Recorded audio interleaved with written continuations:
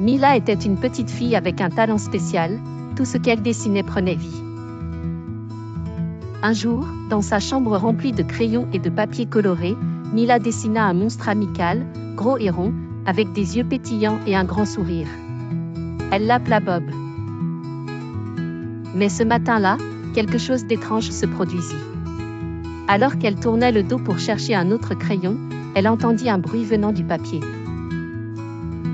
Bob bougea ses petites pattes et sortit doucement du dessin, faisant tomber quelques feutres au passage. Mila se retourna juste à temps pour voir son monstre disparaître par la fenêtre ouverte. Affolée, Mila sortit en courant de la maison. Il ne fallait pas que Bob fasse des bêtises dans le quartier.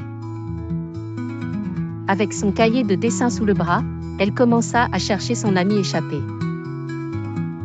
En parcourant les rues, Mila vit soudain des empreintes de pas colorées sur le trottoir. Elle les suivit, espérant retrouver Bob avant qu'il ne bouleverse tout sur son passage. Au parc, ce fut un spectacle étonnant, les fleurs étaient devenues géantes, et les papillons lumineux dansaient autour d'elle. Oh non, pensa Mila, si Bob continue comme ça, il va transformer la ville entière. Guidée par les rires des enfants, elle arriva à l'aire de jeu et trouva Bob, amusant une foule de jeunes en inventant des tours grandioses.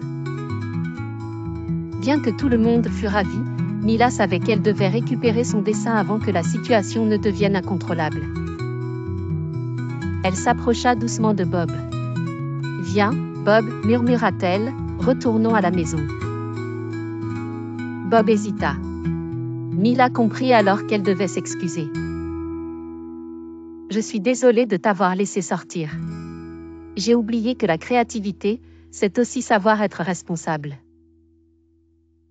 Au son de ces mots sincères, Bob se racornit petit à petit, jusqu'à redevenir un simple dessin sur le papier que Mila tenait. Soulagée, elle le rangea dans son cahier. De retour à la maison, Mila contempla ses crayons. Elle avait appris une leçon, la créativité est une puissance extraordinaire, mais il faut en prendre soin et l'utiliser avec sagesse. Et qui sait ce qu'elle dessinerait demain, avec cette nouvelle sagesse en tête?